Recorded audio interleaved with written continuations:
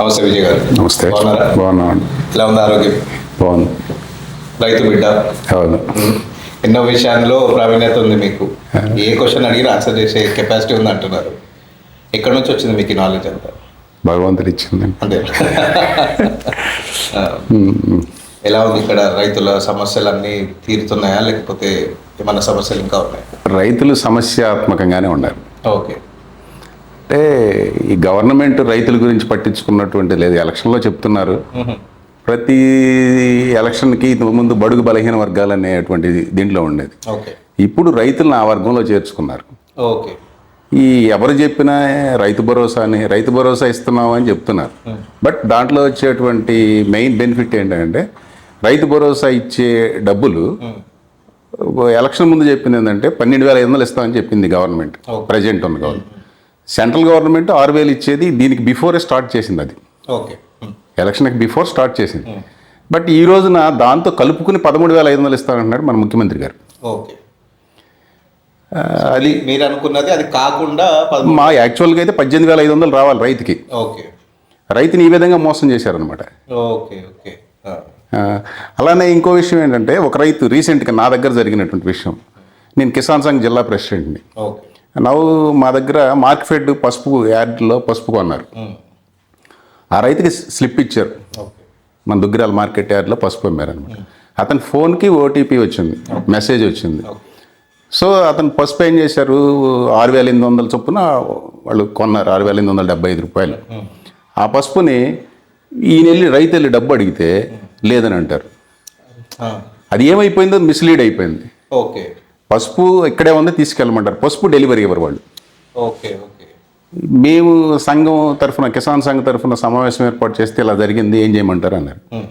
సరే మీరు కేసు పెట్టండి అన్నాం మా దగ్గర స్టేషన్లో. కేసు పెడితే దాంట్లో ఎస్ఐ గారు తీసుకోరు అనే విషయం మాకు తెలుసు. అయినా కానీ జనరల్గా ఫార్వర్డ్ అవ్వాలి కాబట్టి జనరల్గా ప్రయత్నంగా చేసాం. సో ఆయన ఆ రోజు లేరు, నెక్స్ట్ చూద్దామండి అన్నారు. మేము కౌంటర్ ఫైల్ అడిగితే ఎందుకు సార్ చేద్దామని చెప్పాను. మేము 10-15 మంది వెళ్ళాం సభ్యులుగా. తర్వాత మీ దగ్గర యార్డ్ ఉన్నటువంటి ప్లేస్లో మీరు పెట్టుకోండి అని చెప్పాను. అక్కడ పెడితే ఆయన తీసుకోలేదు. తర్వాత ఆయనకి లోక్ అదాలత్లో కేసు వేస్తే అంతకుముందు పసుపు ఏమైపోయిందో అనేది అసలు ఏంటో సమాధానం చెప్పినటువంటి మేనేజరు 3వ వాయిదా అయ్యేప్పటికీ ఇతని అకౌంట్లో డబ్బులు వేసాడు అనమాట. ఇది రాజకీయ నాయకులు అందరి దగ్గర తిరిగారు, ఎవరి దగ్గర పని అవ్వలేదు. కేవలం మా సంఘం తరఫునే పని అయింది ఆ రోజున. అలా చేయగలిగాం. ఆ తర్వాత ఆయన వచ్చి, అన్న మీరు చెప్పినందుకు చాలా సంతోషం, నా డబ్బులు వచ్చాయి అని చెప్పని అన్నారు. నేను అన్నాను, అలా కాదు, మీ నాన్న తీవ్ర మనస్తాపానికి గురయ్యారని చెప్పానని. ఇంకొక కౌంటర్ అయ్యి దాని మీద. హాస్పిటల్ ఆయన బాగా వీక్, ఆయన బలహీనుడయ్యాడు, దాని మీద కూడా కేసు వేయమని చెప్పాను. కాకపోతే ఆయన ధైర్యం చేసి చేయలేకపోయాడు. మేము ఉన్నాం మీకు అండగా అని చెప్పని కూడా చెప్పినా చేయలేకపోయాడు ఆయన.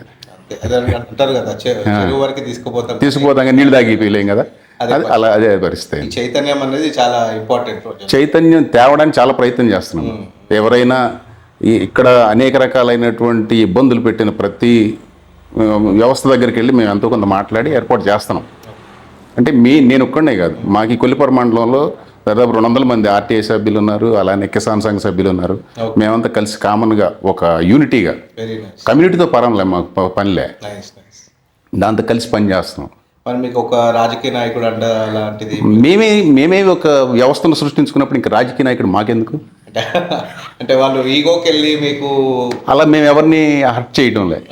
ఎవరైతే పని చేయరో వాళ్ళ చేత పని చేయించుకుంటున్నాం. అంటే ఇంకా రాజకీయ నాయకులకి కోపం వస్తుంది. రాజకీయ నాయకులకు మేము వాళ్ళని ఎవరిని ఇన్వాల్వ్ చేయడం లే. వ్యక్తిగా ఎక్కడైతే పని అవ్వలేదో అక్కడికి వెళ్ళి మేము పని చేయించుకుంటున్నాం. మరి ఇప్పుడు ఆ అధికారి మీద ఏమైనా యాక్షన్ తీసుకుంటారా? అధికారి మీద ఏమీ యాక్షన్ తీసుకోలేదు. మాకు పని అవ్వడం ముఖ్యం. అధికారి మీద యాక్షన్ తీసుకుంటే ఇంకొక అధికారి బాగుపడుతున్నాడు తప్ప ఇతని మీద మనకి జరిగేటువంటి ఇతను మార్పు రావడం లేదు. మనం చేయగలిగినటువంటి వ్యవస్థను బాగు చేయడానికి కలుపు మొక్కను తీయగలం కానీ పంట నాశనం చేసుకోలేని విధం అవుతుందండి. మరి ఇప్పుడు ఈ పరిణామాల్లో ఇది జగన్ చేతకాంతనం అంటారా, లేకపోతే ప్రజల్లో చైతన్యం లేకపోవడం అంటారా? రాజు ఎప్పుడైనా సరే సరైనటువంటి శిక్షణ అమలు చేయగలిగితే ప్రజలంతా ఒక గాడిలో, ఒక ప్రిన్సిపల్లో నడుస్తారనేది మా ఉద్దేశం. ప్రజలు ఆ నాయకుడి వరకు ఈ సమాచారాన్ని తీసుకెళ్లే బాధ్యత కూడా సమాజానికి ఉంటుంది, ప్రజలకు ఉంటుంది. అవును, నాయకులకి వెళ్ళకపోతే నాయకుల దృష్టికి వెళ్ళాలంటే ఒక మీడియా ద్వారా వెళ్ళాల్సిందే తప్ప ఒక నేనుగా సామాన్యుడిగా అందించలేనటువంటి మాకు అపాయింట్మెంట్ దొరకదు కదా. దొరికితే మా దగ్గర సామాన్యుల దగ్గరికి అధికారులు వస్తే మేము చెప్పడానికి, లీడర్లు వస్తే చెప్పడానికి సిద్ధంగా ఉన్నాం. Okay okay okay. ఈ సమస్య ఏంటి అంటే ఒక సమస్య రేజ్ అయ్యేది ఎక్కడ మీడియా, ఎలక్ట్రానిక్ మీడియా కానీ ప్రింట్ మీడియా కానీ ఒక సమస్య కనిపించింది అంటే దాని మీద దానికి సంబంధించిన అధికారి కనుక విజయ్ కుమార్ గారు మీకేం జరిగింది నష్టం అని చెప్పి నన్ను క్వశ్చన్ చేస్తే లేదు నేను అప్పుడు మీరు లేదు సమావేశం ఏర్పాటు చేస్తే మేము వచ్చి కలవడానికి కానీ లేదా నా ఫోన్ నెంబర్ తీసుకుని కాల్ చేస్తే చెప్పడానికి కానీ అటువంటి ప్రజా పరిపాలన కావాల్సినటువంటి విషయం ఉంది ఈ రోజున. ఎందుకంటే సమస్యలు ఎక్కువైనాయి. ఆ సమస్యలను పరిష్కరించడానికి ఏ వ్యక్తిదైతే ప్రింట్ మీడియాలో కానీ ఎలక్ట్రానిక్ మీడియాలో కానీ సమస్య అనేది కనుక రేజ్ అయినప్పుడు అతని ఫోన్ నెంబర్ తోటి ఆ సంబంధిత అధికారి కనుక కాల్ చేస్తే ఈ సమస్యను పరిష్కరించడం తేలికవుతుంది. ప్రజల వద్ద పాలన, గడప గడపకి ఇవన్నీ తిరగడం కన్నా ఇది తేలికవుతుంది. అంటే అధికారులు అనేది ఏంటంటే వాళ్ళు మా దగ్గరకు వచ్చి వాళ్ళ కష్టాలు చెప్పుకుంటే తీర్చడానికి మేము ఎప్పుడూ రెడీగానే ఉన్నామనే వాదన కూడా వినిపిస్తుంది. నిజమే, సమస్య ఉన్నాడు ఎప్పుడు ప్రింట్ మీడియాలోకి ఎందుకు వస్తున్నాడు, సమస్య ఉన్నాడు ప్రింట్ మీడియాలోకి వస్తున్నాడు కదా.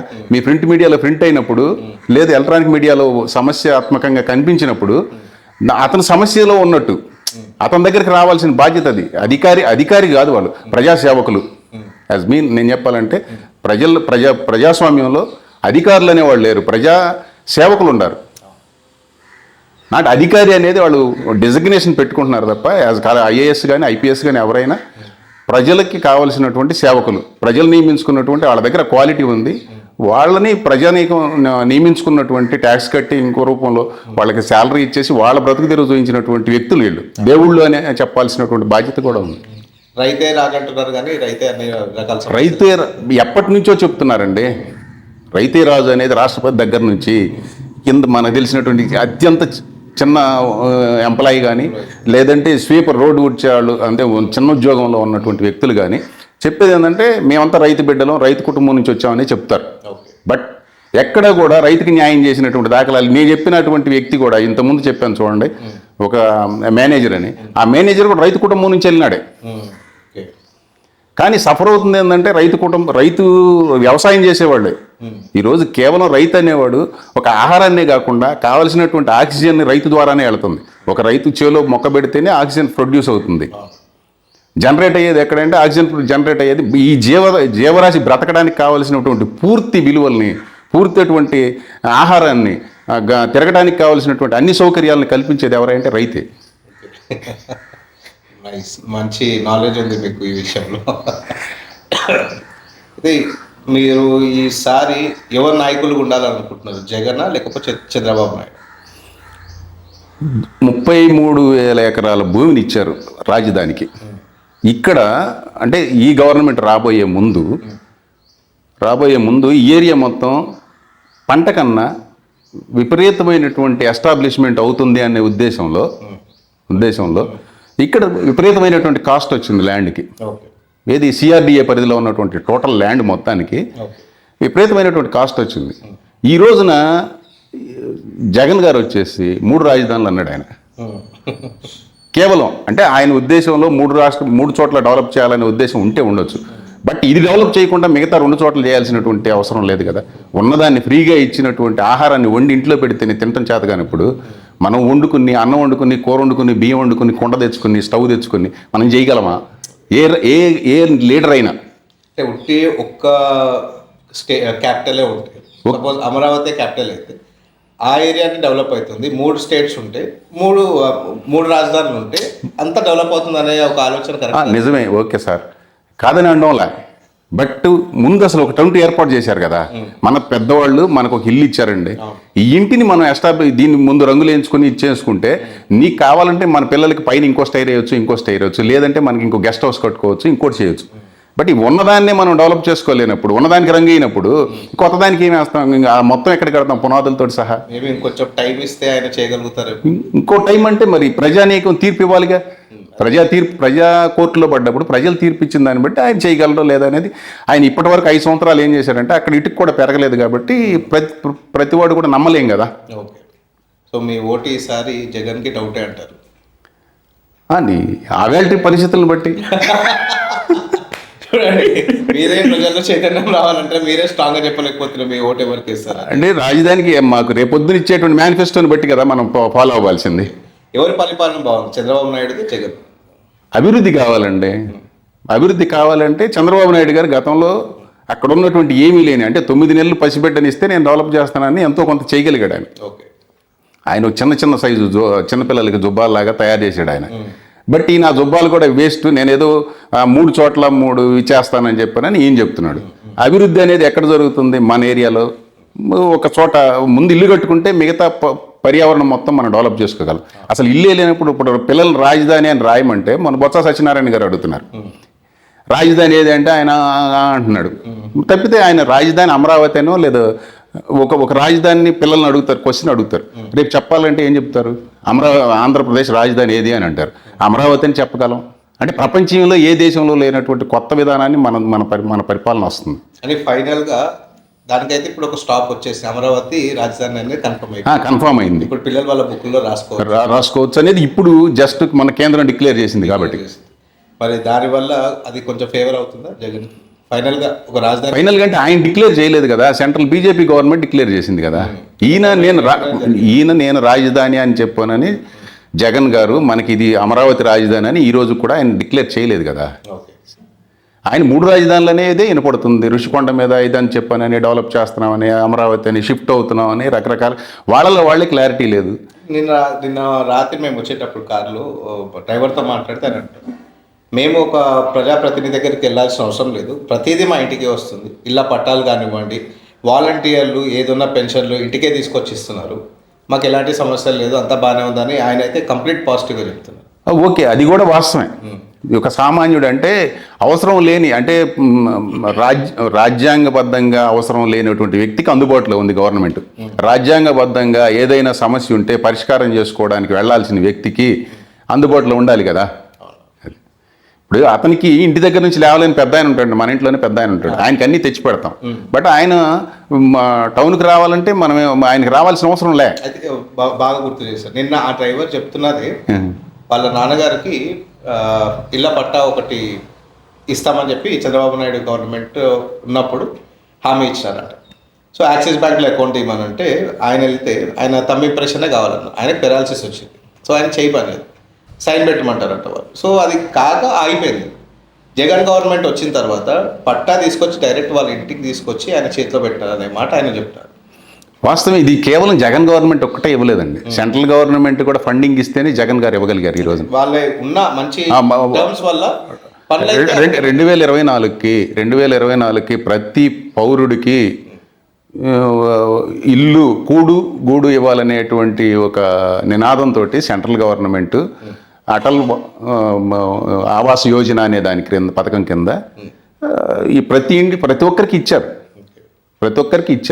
ఈ మన ఒక్కరికే కాదు, అన్ని చోట్ల ఇచ్చేశారు.